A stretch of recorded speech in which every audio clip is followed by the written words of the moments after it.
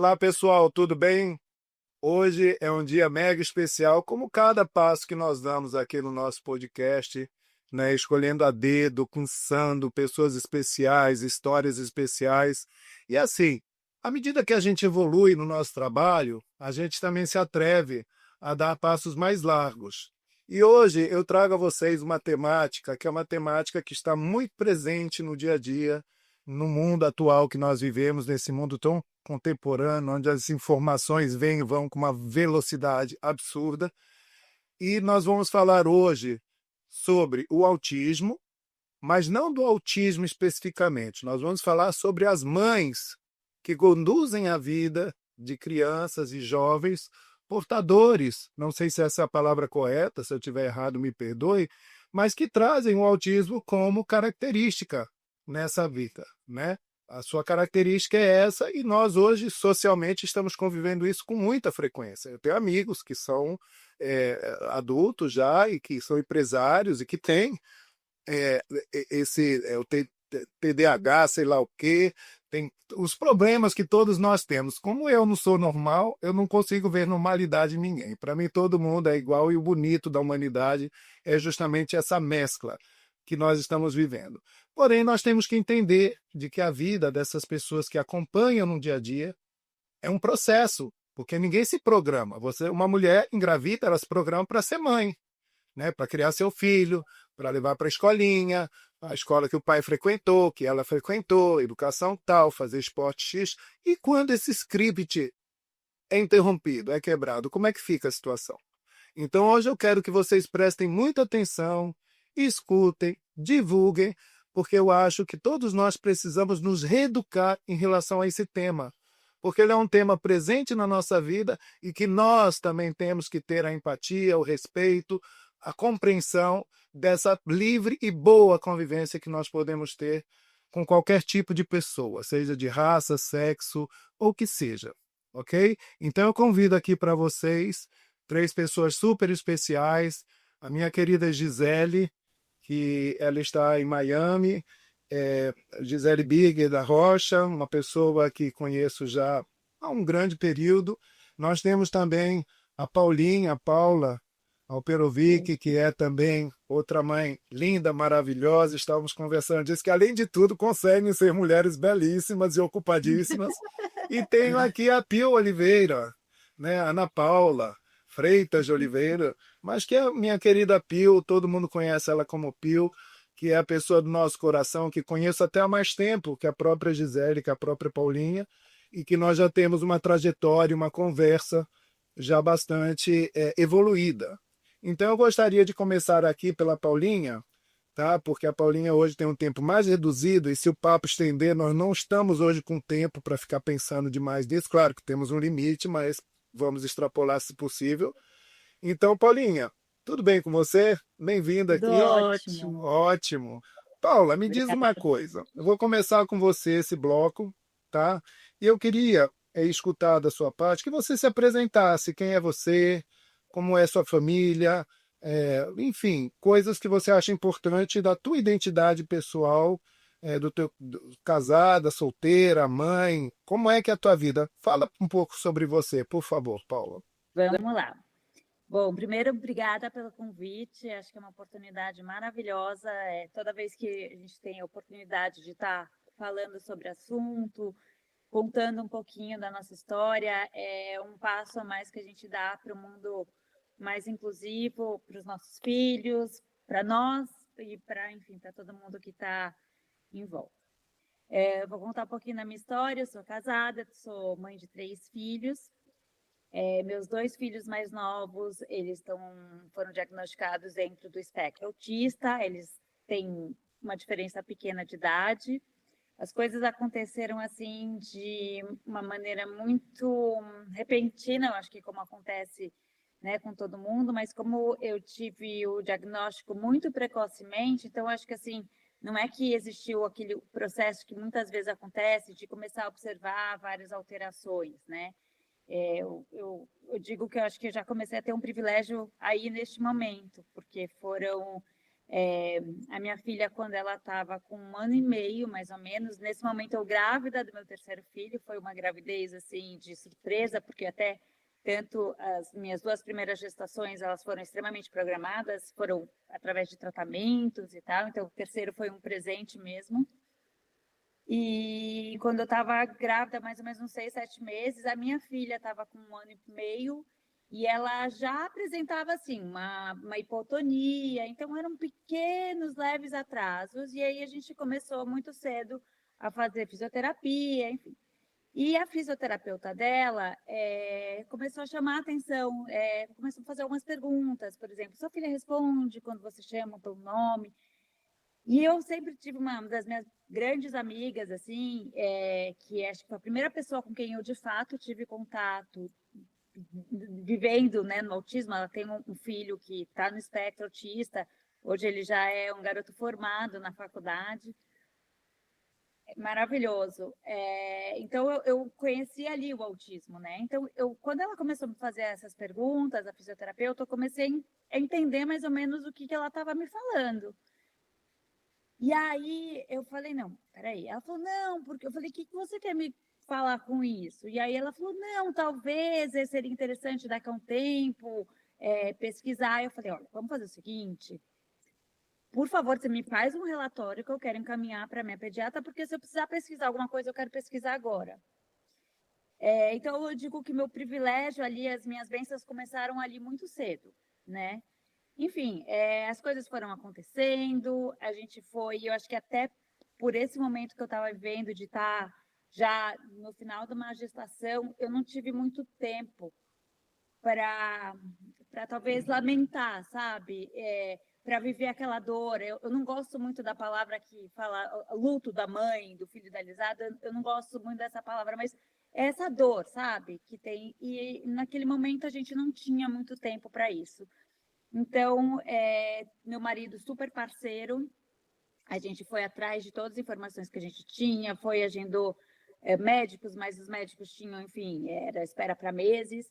Aí, por coincidência, por sorte, também mais um privilégio, tinha uma pessoa muito próxima nossa que tinha um contato com o Dr. Amiklim, que é uma referência, ele é um psicólogo, ele é brasileiro, ele é diretor de um centro em Atlanta, ele foi até a pessoa que fez a pesquisa desenvolvendo o eye tracking, que é esse exame que você consegue identificar o autismo pelo olhar. Meus filhos até participaram dessa pesquisa. Foi muito, assim, foi maravilhoso. E aí ele falou, não, vem para cá, eu quero ver sua filha. Eu não podia viajar, não podia pegar avião, meu marido foi sozinho com a minha filha. Então, assim, foi uma mistura de coisas, mas exatamente por esse turbilhão, a gente não tinha tempo para lamentar, sabe? E ali ela passou alguns dias fazendo uma série de avaliações e realmente veio o diagnóstico, e eu acho que até a forma como eu recebi este diagnóstico, mais um privilégio, porque, assim, diferente do que escuto em muitos dos casos, tinha uma frase que estava lá no diagnóstico da minha filha que eu guardo até hoje, que estava escrito assim: o céu é o limite para essa criança. Aquilo já foi um motor para a gente de, assim, sabe, assim, foi uma injeção de vamos embora, vamos que a gente vai. E ali a gente começou a fazer as terapias desde muito cedo. Aí encontramos médicos incríveis. Então, assim, daí depois meu filho mais novo nasceu, a gente já estava atento a ele. Meu mais velho nunca tinha apresentado nada. Hoje em dia, mais velho, ele está diagnosticado com déficit de atenção, né? Tem toda ali enfim, né? Uma história toda ali. Mas o meu filho mais novo também, depois de 1 ano, a gente começou já mais atento, percebendo alguns sinais.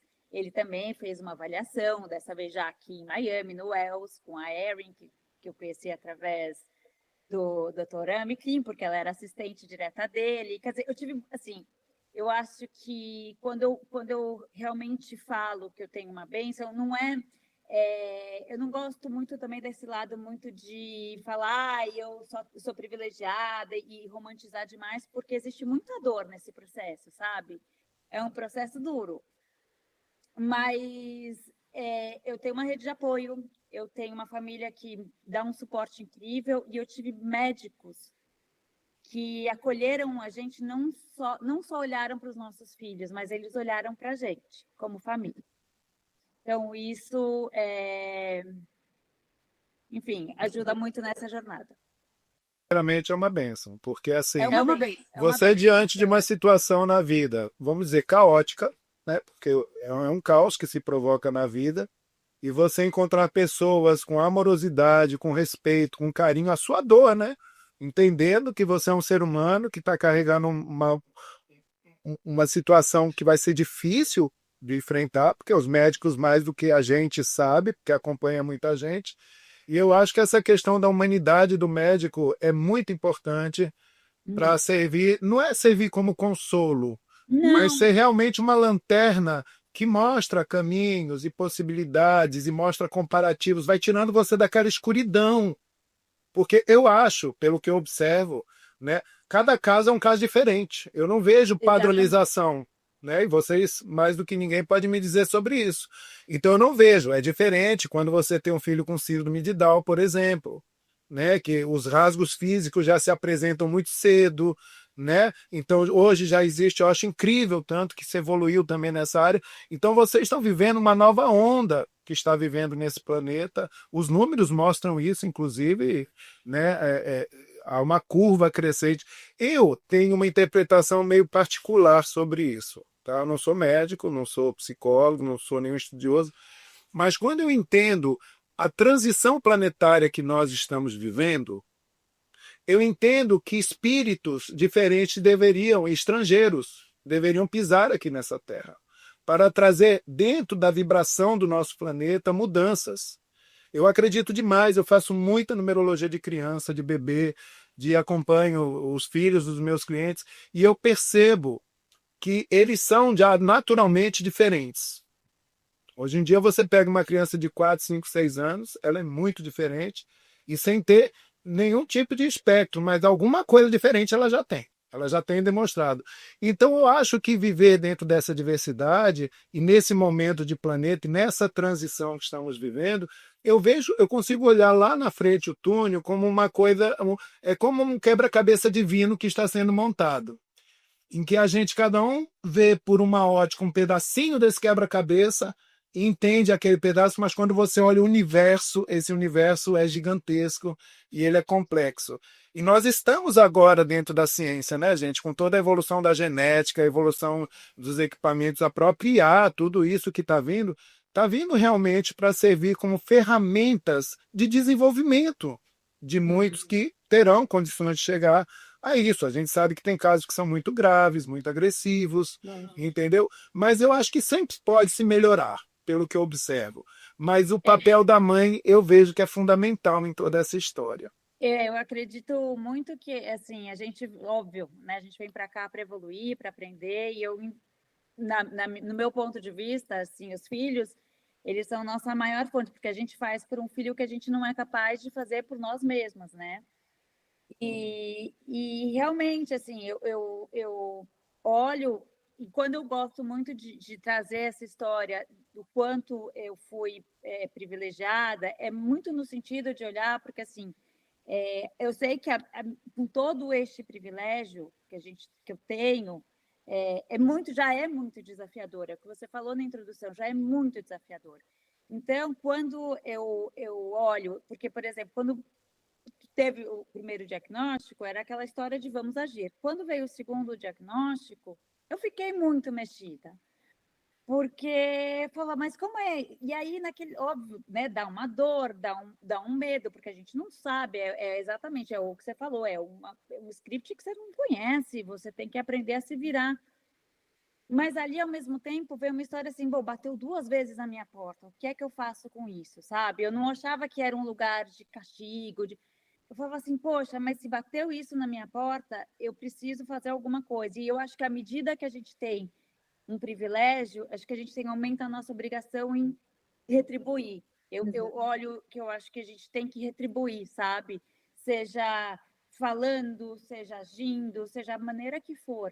Então, e recentemente foi uma coisa que foi muito curiosa, que poucos meses atrás, por um engano ali, enfim, minha filha teve que fazer um exame genético. E na minha cabeça sempre foi muito claro, bom, 2 filhos no espectro, meu filho com déficit de atenção, questão genética nem discuto. E quando veio o resultado do genoma da minha filha, falou que o gene dela, que tinha uma alteração, não tem uma relação hereditária, é um acaso. E aí aquilo só fez eu entender que eu não estou aqui por acaso, assim, essa história não veio na minha mão por acaso, né?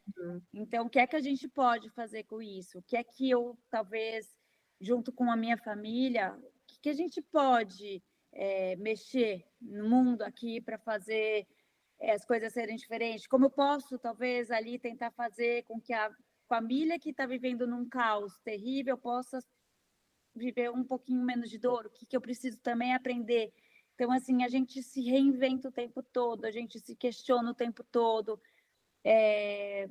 As relações, os episódios que acontecem com os nossos filhos, assim, lógico que tem muito aprendizado e muitas alegrias, mas tem muita dor também. Então, mas eu acho que cada um vem com a sua história aqui no mundo e para alguma coisa a gente tem que transformar. E essa, enfim, por isso que quando você convidou para esse bate-papo, eu fiquei super feliz, porque eu acho que uma maneira da gente poder ensinar ou ajudar um pouco ao mundo ser melhor é passar informação.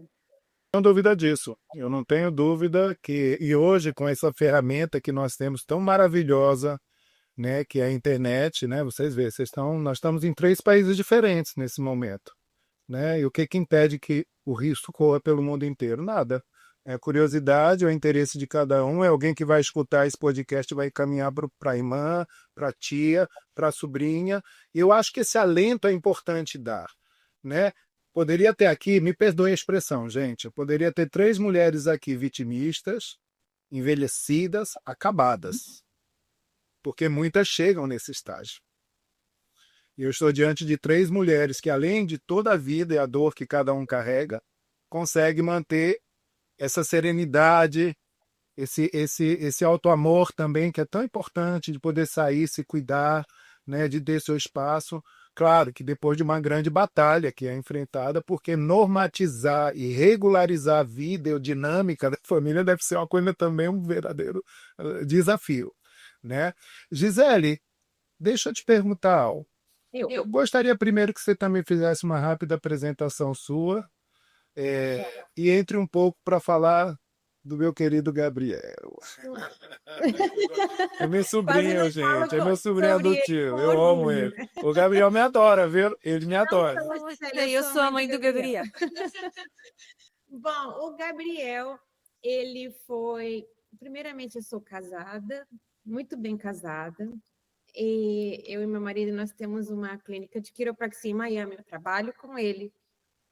E nós temos o Gabriel. O Gabriel, ele foi diagnosticado com autismo quando ele tinha 2 anos e meio, quando eu apenas tinha posto ele na escola e ele não interagia com os amigos, ele não, o contato, o olhar dele ele não conseguia manter um contato com os amigos, ele não conseguia seguir comandos, e a terapeuta da escola veio conversar comigo, e logo nós já fomos procurar a ajuda médica, neurologistas, terapeutas, e Gabriel foi diagnosticado com autismo. Foi, assim, não tenho palavras para descrever como foi difícil, assim, muito difícil, entendeu? Acho que por um mês, eu ficava, assim, até 3, 4 horas da manhã no Google, procurando respostas, enquanto eu não tinha as consultas médicas, e o diagnóstico, ele é o diagnóstico, mas ele não te fala assim, não, o Gabriel ele vai falar, ou o Gabriel ele... É tudo muito incerto, os diagnósticos, entendeu? É o medo do desconhecido. Então, nós procuramos tudo que nós podíamos fazer. Ele começou a fazer terapia ocupacional, terapia física, fono, terapia comportamental, e mas uma coisa que fez eu aceitar o diagnóstico dele foi quando eu estava sentada e eu ouvi uma propaganda na televisão sobre as crianças com câncer. E então, aquilo me deu um clique na cabeça e eu entendi, eu não estou aqui lutando para a vida do meu filho, entendeu? E aquilo para mim foi quando eu aceitei o autismo, foi logo um mês depois que ele foi diagnosticado e desde então eu ergui a camisa e fui atrás do que eu precisava fazer. Hoje, Gabriel está com 15 anos, ele já está na classe regular, ele já faz parte do time de corrida da escola, ele já frequenta shows com a mãe dele, como ele foi ontem, e foi incrível, ele aproveitou, ele é uma criança assim, incrível, ele tem um coração muito generoso, muito... ele olha muito pelas pessoas, isso que eu acho bonito, ele ajuda muito. Então, e esse é meu pequeno resumo sobre o Gabriel, entendeu? E hoje é um rapaz de 15 anos, né? E lindo, inclusive, o Gabriel tem uma beleza incrível, muito parecido com o pai dele, inclusive alto, né? E é uma pessoa muito de... A gente teve várias oportunidades de sair para restaurante, para tudo, para caminhar. Ele interage, ele cumprimenta, ele não tem, né? E a gente sente que também, mesmo com estrutura de psicólogos e terapeutas, eu acho que é um exercício de amor, né? Então eu penso que essas pessoas elas precisam, claro, vocês mães, vocês estão preocupados com a sobrevivência deles, né? Com a independência deles.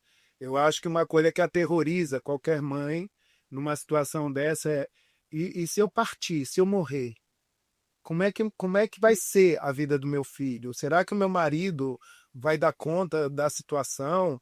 Né? Vocês são mulheres jovens, os maridos também são jovens, podem amanhã reconstruir a família. Será que... Porque eu acho que passa muitos fantasmas na cabeça, né? Sim. Mas sobretudo da ausência, da sua ausência, porque eu acho que isso é o ponto facultativo. Pelo que eu converso muitas vezes com o Bruno, por exemplo, né? O Bruno, ele tem uma visão otimista do futuro do Gabriel, porque meu filho, porque claro, ele apresentou resultados. Mas eu que conheço muito o dia a dia, a particularidade, né? Você diz assim, eu trabalho com o Bruno, você trabalha poucas horas, é o tempo que o Gabriel está na escola que você está trabalhando, porque saiu da escola, você já cola nele. Né? Hoje, graças a Deus, ele tem muitas atividades, e essas atividades ocupam, e ele gosta de tudo que ele faz. Então começou a sobrar tempo na sua vida para você também, coisa que você não tinha quando eu te conheci. Quando eu te conheci, para você responder um WhatsApp era 3 dias. Quer dizer, era uma loucura, porque eu sei que não tinha. E a exaustão, né? E ainda trabalhando com o marido na abertura de uma clínica e tudo isso que é uma barra muito pesada, né? Ninguém deixou de ser companheira também. Vocês têm seus companheiros e são companheiras desses companheiros também. E não deixa de ser o marido o primeiro filho da mulher, né? Toda mulher, o primeiro filho é o marido. Daí em diante, até que eles crescem e fica mais fácil também dentro da relação. Então, assim, dentro dessa onda, dessa situação que você viveu e dessa evolução, o que você sentiu que foi uma água divisória entre o antes ou várias águas divisórias? Eu não sei que pontos você pode pontuar, tipo, Magno, quando eu comecei a ir nessa clínica, ou tratar com esse médico, mexer nessa alimentação, quais foram os pontos que você, na sua prática, porque você é uma pessoa de observação. Muito. É, Eu sou muito observadora e eu consigo também, assim, eu falo que eu consigo, a gente fala aqui em inglês assim, set for success, sabe? Eu consigo guiar o Gabriel porque eu consigo ver aonde a cabecinha dele vai, sabe? É uma conexão incrível que eu tenho com o Gabriel, eu não sei descrever. Então, o que para mim, o que eu senti que foi assim, um divisor de águas na vida do Gabriel foi a dieta. O Gabriel sempre foi uma criança que ele usava muito as mãos para steaming, ele estava com a fala super atrasada, E a terapeuta chegou para mim, ela falou, Gisele, faz uma busca sobre a dieta sem glúten, sem a caseína, né, que é sem os derivados do leite, sem a soja e sem açúcar. Nisso, o Bruno já começou a fazer um mestrado em nutrição clínica, para nós podermos achar o que está acontecendo. Então, eu removi o glúten, o leite, a soja, o açúcar da dieta do Gabriel. Em 3 meses, ele começou a falar. Oh, meu Deus, que milagre, que Em coisa. 3 meses, ele parou de ter todo esse steaming com as mãos e ele ficava o tempo inteiro assim. Ele usava blusa polo, ele comia a golinha da blusa polo dele, sabe? Então, isso até hoje, assim, eu vejo que é o que mais ajuda o Gabriel. O Gabriel segue a dieta dele de segunda a sexta, fim de semana. Eu dou essa abertura para ele, porque também a parte social envolve esse lado de ir a um restaurante, ir com os amigos comer uma pizza. Então, eu não posso manter isso para sempre, eu entendo, mas é sustentável do jeito que está, sabe? Então, é sustentável e ele entende, entendeu? Ele entende agora. Ele fala, mãe, não acho que eu não devia comer isso, né? Ele fala assim para mim, eu falei, não, Gabriel, acho melhor não, vamos ter boas escolhas. E eu sempre falo para ele, seja sempre assim, entendeu? Mas ele também, ele faz ser mais fácil para mim, porque ele entende, entendeu? Assim, eu vejo que ele sabe que é bom para ele e o que não é. Que projetar o Gabriel na tua cabeça, dentro dessa tua percepção, para daqui 10 anos? Você consegue ter essa visualização assim? Porque ele está progredindo, isso é fato. Né? Sim. A gente observa da época que eu conheci o Gabriel, que tem uns 5, 6 anos, para hoje eu vejo uma diferença absurda. Gabriel, até 5 anos atrás, ele era uma pessoa que ele não parava. Ele Me lembro. corria e ele me deixava doidinha. Você mudou quando a alimentação dele? Com que idade você mexeu nisso? Foi com 4 anos. Ah, já fiquei. Eu já fazia antes. Mas o que acontece? A dieta do glúten e da caseína, você tem que remover completamente. Você não pode simplesmente, vou comer um pouquinho de glúten, um pouquinho. Não, não existe. Ou remove, porque o glúten vai ficar aí, entendeu?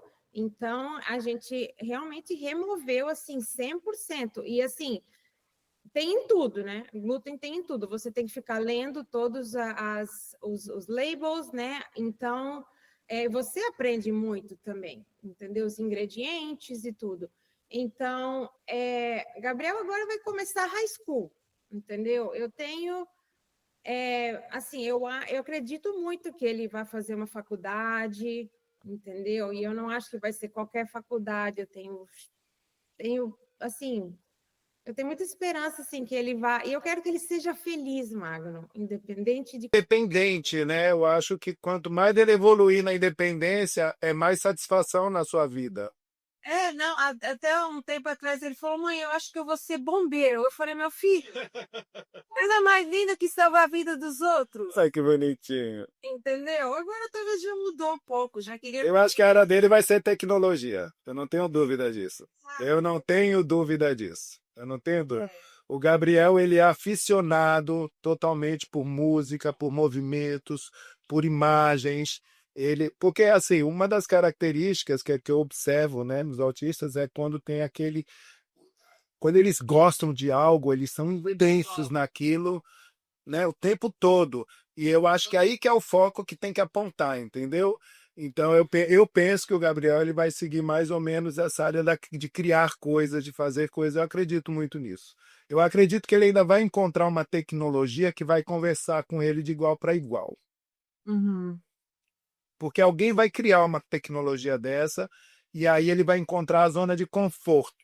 Assim como eu agora estou apaixonado pelo ChatGPT, virou meu melhor amigo de infância, né? Me ajuda pra caramba, eu não sabia. Meu marido que me apresentou isso. Então, a gente tem que ir atualizando. Então, eu acredito muito nesse trabalho, nesse desenho da mente humana, nessas sinapses, porque tem toda uma questão bioquímica também que envolve tudo isso, né?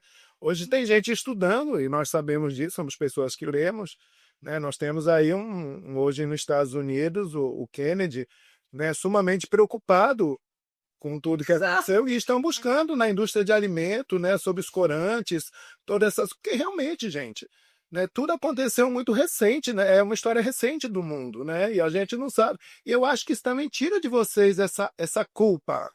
Como você conseguiu, Paulinha, no questão do exame do genoma, do genético, né? Falar, não, ele não pegou ele não é uma coisa hereditária, é uma coisa que aconteceu. Vamos lá. Eu acho que isso é bacana quando você sente isso também. Você também fez o exame genético com o Gabriel? Como foi? Eu fiz exame genético, Nada. não. Entendeu? Hoje, o boy, assim, quando alguém fala pra mim, fala que o autismo é genético, não é genético, gente, não é genético. Bem, quando eu era jovem, eu escutava que o homossexualismo era genético, entendeu? Porque a gente era visto como, né? O gay era visto como uma coisa louca. E a gente sabe que não tem nada a ver uma coisa com a outra. Então, o que não faltou foi estudo para chegar a essa conclusão. Eu acredito mais na natureza do espírito e na evolução da Terra. Então, assim, tem uma frase aqui que me impactou muito, viu, Pio? Que você colocou quando a gente fez né? E eu quero partir desse princípio, desse ponto. Claro que eu queria que você se apresentasse antes, até porque você é uma pessoa que tem uma história de vida muito bonita como pessoa, como executiva, CEO, enfim, tudo que você ocupou. E hoje, o que você está fazendo, né, junto ao governo de São Paulo, eu acho que é uma coisa. É bem missionário até, que eu duvido que você está fazendo isso por salário. Eu acho que é muito mais por uma questão mesmo de ideologia, de querer ajudar. Eu me lembrei de algo quando eu li o que você escreveu, que quando entrou com esse processo de lei seca no Brasil, né, lá no Rio de Janeiro, para evitar a corrupção naquelas blitz, eles deram emprego para todo pai e mãe que perderam filhos em acidentes graves de trânsito. E era porque o Rio tinha uma fama de muita corrupção, porque você pagava para liberar o carro, tudo até hoje tem muito isso, né? Mas naquela época era muito pior. E isso foi uma coisa que para mim foi a chave do resultado. E você colocar pessoas e falar, não aceito, eu perdi meu filho nessa situação. Quer dizer, eu tenho uma bandeira. Então, fala um pouco, por favor, Pio, sobre você, sobre sua trajetória, sobre sua função hoje, porque eu quero chegar numa frase que você falou que me impactou bastante. Se você não falar, eu vou te lembrar. Vamos lá. Primeiro, obrigada pelo convite. É sempre muito inspirador escutar outras mães que vivem algo muito semelhante àquilo que eu vivi, vivo e vou viver ainda, né? Os nossos filhos aqui têm idades distintas e como todas as crianças e jovens, cada fase é uma fase, né? E essa troca é sempre muito importante, né? Assim, eu sou uma mulher que sempre quis construir uma família, ter um marido e muito embora sempre tenha sido uma pessoa inquieta, revolucionária e de vai, faz, não vai, daqui que eu faço, né? Eu sempre pensei no meu futuro de uma maneira bastante conservadora, no sentido de ter uma família, né? E quando eu falava isso para as pessoas que conviviam comigo quando eu era mais jovem, as pessoas diziam: será que você vai casar? Quem vai te aguentar? Né? Enfim, né? Aquela brincadeira, quem vai te aguentar, meu Deus? Enfim, e me casei com o Cristiano, brinco sempre, Magro já ouviu essa brincadeira, de que eu só me casei com ele, porque a primeira vez que a gente saiu juntos para jantar, depois de a gente já se conhecer, nós somos um casal que foi apresentado, alguém falou, nossa, a gente precisa apresentar, foi um date mesmo. No primeiro jantar juntos, eu falei para ele, olha, vou te falar uma coisa, talvez a gente não se fale mais amanhã, mas meu sonho é ter uma filha do coração. Eu quero adotar uma criança, porque eu sempre pensei nessa hipótese como uma verdade para mim. E ele começou a chorar, porque quem chora em casa com propaganda de margarina é meu marido. E aí, pisciano que é. E aí ele falou para mim, é tudo que eu sempre quis, assim, chorando, assim, aquilo foi tão verdadeiro, então, não, eu tenho que casar com esse aí mesmo, porque para achar outro que quer adotar vai demorar uma vida em si, vou casar com esse mesmo, pronto, né?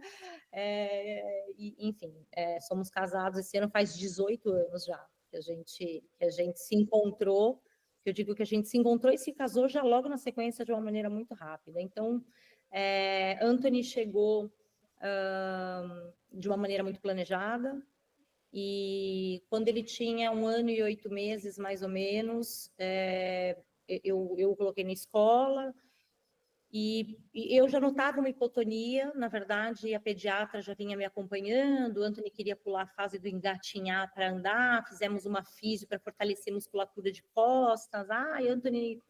Mas ele balbuciava, tinha outras características que não gritavam aos nossos olhos como algum desafio, mas ele caiu na escola e eu tive a infelicidade de conseguir, naquele momento, por indicação de uma cunhada minha que é psicóloga, madrinha do meu filho, eu tive a infelicidade de conseguir uma consulta com uma neurologista, dessas que pensa que é Deus, e em 20 minutos de consulta, sem eu ter falado metade das coisas que eu queria, ela falou para mim, bom, que o seu filho tem um problema, fato, né? E ela deu sorte que eu engasguei, porque se eu não engasgo e se não some o meu chão, eu tinha passado por cima da mesa e esganado ela, né? Depois eu ia pensar nisso, mas eu teria feito isso com toda certeza, porque eu acho que ela foi de uma crueldade que eu não consigo dimensionar. Enfim, dado esse diagnóstico, a gente falou com o pediatra, foi até Salomão Schwartzman, que é, enfim, no Brasil, alguém em referência, e aí o Salomão disse, olha, Anthony é um menino muito pequeno, muito jovem, a gente vai precisar ir fazer uma investigação, mas eu nem começaria pelo autismo, eu começaria por uma síndrome que se chama síndrome de Williams. E ele falou para mim, não pesquisa no Google. Enquanto ele falava, o celular estava aqui já, e eu já estava no Google, obviamente. Eu já tenho que perder, né? E eu rezava todos os dias para o meu filho ser autista. Foi assim 6 meses. O exame não era feito no Brasil. O Anthony está com 14, acabou de fazer 14. E demorou 6 meses para esse diagnóstico chegar, negativo, né? Enfim, para esse exame, perdão, chegar, e deu negativo. Mas a gente já iniciou as terapias, etc. Né? O Anthony veio sem um diagnóstico fechado até os 8 anos, ele foi não verbal até os 9. E eu tive no ELS, estou na fila das 10 fãs, mais fãs que a Erin tem. Daqui no Brasil eu tenho quase uma torcida organizada, e Anthony, enfim, ela por muito tempo direcionou a equipe do Anthony no Brasil, pensei em mudar para Weston, para Júpiter, e essa mudança nunca aconteceu por conta da vida profissional, da minha vida profissional, que eu tomei a decisão de uma maneira muito fácil e simples, logo quando a gente começou a investigar possíveis diagnósticos e já trabalhar com o Anthony, porque eu pensava que eu precisava ser feliz para tornar o meu lar feliz, né? E eu era muito feliz trabalhando. Eu era muito feliz sendo quem eu era como mulher antes de ser mãe. E eu tinha certeza que o Anthony ia colher muito da minha felicidade, então que eu não devia deixar minha vida profissional por conta disso. Foi uma decisão que para mim foi muito fácil. Eu tinha uma rede de apoio, eu trabalhava a 7 quilômetros da minha casa, então também haviam facilidades que me ajudaram a tomar essa decisão. De qualquer forma, para mim, o diagnóstico, quando veio, ele nunca foi um rótulo, assim. Eu sempre disse que o rótulo dei eu, que é Anthony, e foi quando ele nasceu. O diagnóstico, para mim, nunca foi um limitador, muito embora a gente tenha inúmeros desafios com o Anthony ainda, né? O Anthony é um estudante de escola regular, mas o Anthony é um autista nível 3 de suporte, que hoje verbaliza, mas não tem habilidades de comunicação verbal muito desenvolvida, enfim.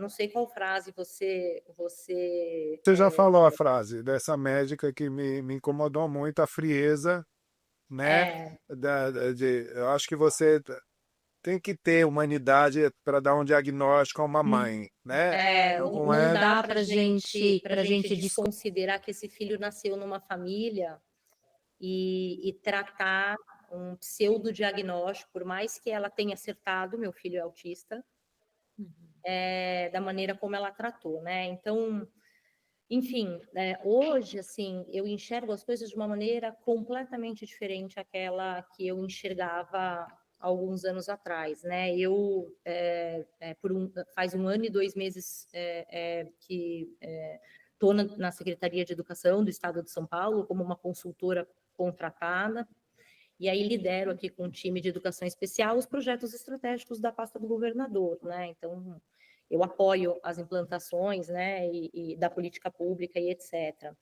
E eu estou vivendo uma experiência que é uma experiência que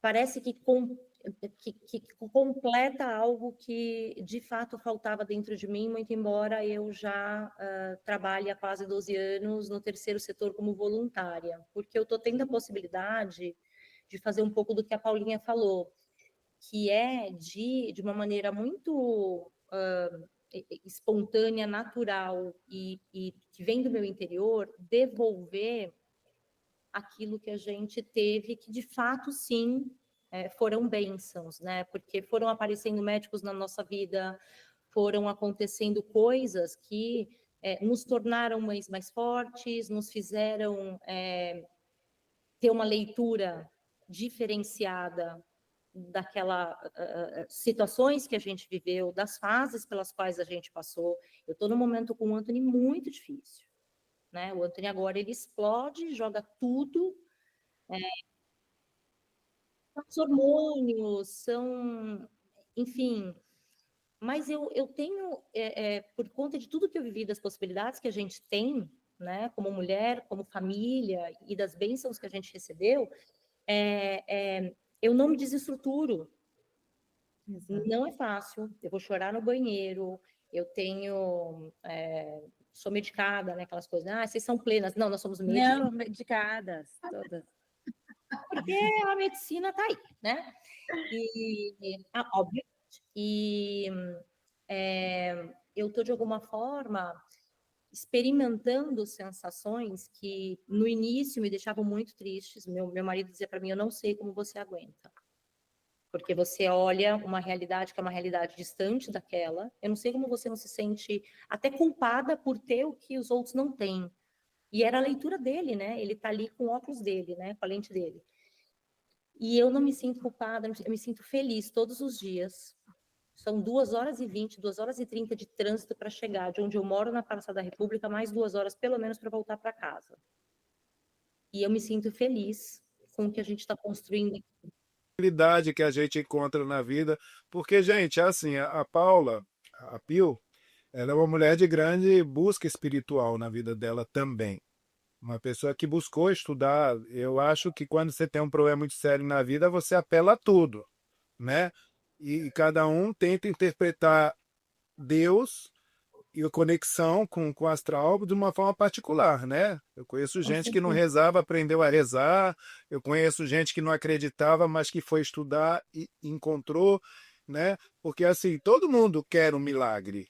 E o milagre não é uma situação, é um acúmulo de pequenos fatores. É um milagre. Vocês vivem o milagre do dia a dia. Exato. Aquele dia que ele acorda bem, que tá com o final de semana ótimo, que sabe, que tá tudo bem, não deixa de ser, né, uma conquista. E cada pequena conquista, às vezes, para ele, para vocês, é uma vitória assim fenomenal, porque é aquela coisa, eu estou lutando para isso, né? Então, é dessa forma que eu consigo enxergar também o tanto que é importante a gente na vida carregar crenças, né? Crenças espirituais, independente da religião que você pratica, do viés, se você é um católico, um espírita, um evangélico, um judeu, não importa, não importa. A fonte, toda fonte que fala de Deus, ela é boa, ela é sagrada. Quem deturpa o caminho é o ser humano. Ser humano que, infelizmente, somos nós que somos os intérpretes, os péssimos intérpretes de Deus, né? Porque todo mundo busca tirar essa vantagem. Mas olha, como eu estou olhando aqui no relógio, estamos a 5 minutos. Paulinho, eu quero dedicar a você que você já está saindo aqui do grupo, mas eu acho que nós vamos ter oportunidade de continuar essa conversa. Com o Porque eu, maior eu prazer, acho, com o maior eu acho prazer. sim, eu acredito que essa conversa nossa vai abrir um leque. E talvez esse leque nem seja para mim, seja um leque para vocês. Eu estou vendo 3 mulheres que falam muito bem, que se expressam muito bem, que falam com a verdade do coração e da vivência que tem. E eu acho que muita gente está precisando dessas palavras. Até convido vocês 3 aí a se unirem mais nessa conexão. E quem sabe, porque quando eu conheci a Paulinha, a ideia era montar um projeto muito lindo, que ainda não foi, nem vou dizer o que é, mas é uma coisa que de repente Ainda segue. isso daí eu acredito que vai dar certo e tem tudo a ver com isso que nós estamos conversando. Depois em off vocês conversem aí, cada uma já tem o telefone da outra. Hoje a distância quem faz somos nós. Então assim, Paula, agradeço demais a sua participação, sabe? Você pode achar assim, poxa, falei tão pouco, não. O que importa é que toque, é que revele, porque quem se sente abraçado vai fazer contato, vai entrar no teu Instagram, vai te fazer pergunta, entendeu? E eu acho que é isso que é o propósito da vida. Da vida levamos só o que fazemos, mais nada. Eu digo que caixão não tem gaveta. Então quem está preocupado em levar coisa no caixão está pelo caminho errado. 100%. Eu te agradeço muito, prazer, meninas. Sempre me coloco à disposição para conversar com qualquer mãe, família, parente que quiser. Eu acho que quando a gente trocar com pessoas que têm uma vivência parecida é um alento, é um conforto. Eu acho que se tem uma coisa que eu não tenho dúvida que os meus filhos vieram, os 3, independentemente de qualquer diagnóstico, vieram me ensinar a aceitar as pessoas como elas são. E hoje eu entendo que, mesmo não sendo dentro das minhas expectativas, só mostro o quanto eu amo os meus filhos. Que o meu amor é sempre maior, mesmo que tenha vindo em desencontro em algumas coisas, né? Eu sou extremamente agradecida aqui também por esse espaço, mais uma vez, obrigada. Se alguém precisar, em qualquer momento, eu estou super à disposição para conversar, o que eu puder ajudar. Estou aqui de coração aberto. Meninas, prazer. Magno, obrigada. Obrigada e parabéns pelo projeto. A frase que você colocou no briefing que você mandou, que eu achei muito bonita, até pontuamos aqui, que fala assim: cada filho me ensina algo diferente. É muito legal isso. É muito legal, porque no fundo, não são vocês as professoras, vocês são as alunas. Exatamente, tá certo. Correto? Então, essa é a verdade. E como aluno, a gente se rebela, a gente fica triste, a gente quer matar o professor muitas vezes, mas quando a gente termina a faculdade, a gente olha para trás e diz obrigado, mestre. Os mestres mais duros Todos os dias. são os que mais ensinam, né? Então é isso que eu levo para você, te peço de coração, agradeço demais e vamos estreitar isso e abrir esse leque para mais gente. E muito obrigado pelo seu tempo de estar aqui, tá bom? Um beijo, meu amor, fica bem, até logo.